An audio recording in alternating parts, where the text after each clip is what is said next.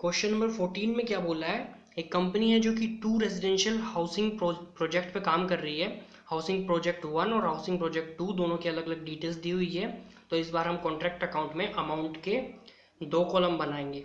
Work in progress 1 April 2013, opening work in progress दिया हुआ है, तो 2 WIP से हम लोग स्टार्ट करेंगे और ये दोनों अमाउंट लिख देंगे वहाँ पे।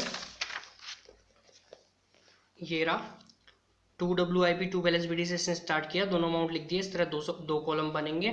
उसके बाद में हम सारे एक्सपेंसेस लेते जाएंगे। मटेरियल परचेज्ड लिख दिया, मटेरियल परचेज लिख देंगे। उसके बाद में land purchased near to the site to open an office.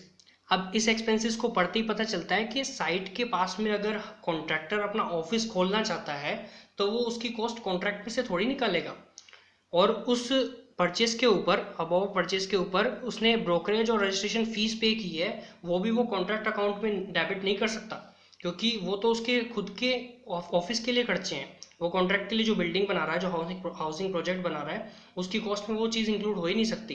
तो इसके लिए एक अलग से नोट दे देंगे और बता देंगे कि ये चीज़ इसमें इस कॉन्ट्रैक्ट के लिए नहीं की गई है, तो हम लोग इसको इंक्लूड नहीं करेंगे।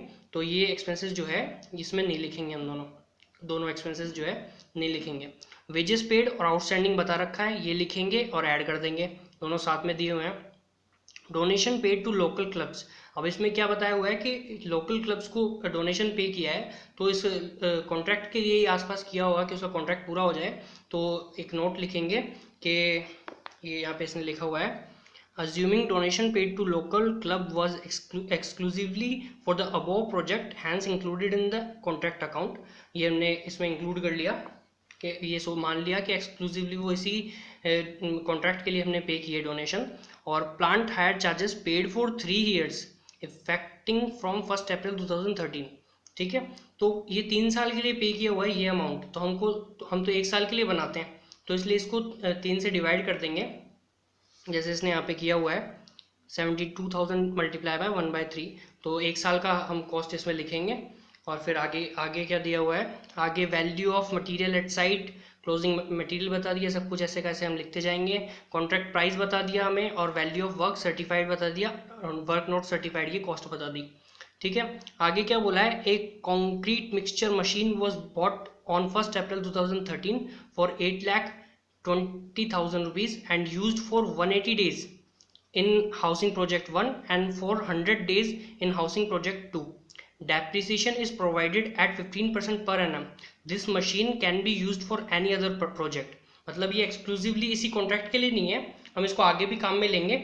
और जब हमको पता है कि 8,20,000 की मशीन आई है, 180 दिन हमने हाउसिंग प्रोजेक्ट 1 में यूज़ लिया है, और 100 दिन हमने इसको हाउसिंग प्रोजेक्ट 2 में यूज़ लिया है, तो जब 8,20,000 का 180 दिन का डेप्रिसिएशन की कॉस्ट हम इसमें डाल देंगे, और 100 दिन का डेप्रिसिएशन 15% की रेट से निकाल के हम उसको डाल देंगे हाउसिंग प्रोजेक्ट 2 में, जैसे इसने यहाँ पे डाला हुआ है। 8,20,000 के 15% से 180 दिन से मल्टीप्लाई करा के 365 से डिवाइड करा दिया, डेप्रिसिएशन लिख दिया, और इसमें भी ऐसा ही किया हाउसिंग प्रोजेक्ट 2 के लिए भी। ये सब करने के बाद में हम लास्ट में क्या करते हैं, क्लोजिंग सर्टिफाइड और अनसर्टिफाइड लिख के, और उसके बाद में हम निकाल लेते हैं नॉमिनल प्रॉफिट। ये दोनों यहाँ पे लिखे, सेम अमाउंट वहाँ से उठा के। उसके बाद हम इतने क्वेश्चंस कर चुके हैं, सेम चीज़ करनी है, नॉमिनल प्रॉफिट निकालना है, नॉमिनल प्रॉफिट को इधर ट्रांसफर करना है। उसके बाद में ये चेक करना है कि कॉन्ट्रैक्ट जो है वो कितना % कंप्लीट हो चुका। दोनों के लिए अलग अलग बात है। सर्टिफाइड को कॉन्ट्रैक्ट प्राइस से डिवाइड कराना है, सर्टिफाइड को कॉन्ट्रैक्ट प्राइस से डिवाइड कराना है, ये यहाँ पे किया हुआ है। सर्टिफाइड को कॉन्ट्रैक्ट प्राइस से डिवाइड, परसेंटेज निकाला 42 और 44% के आसपास है।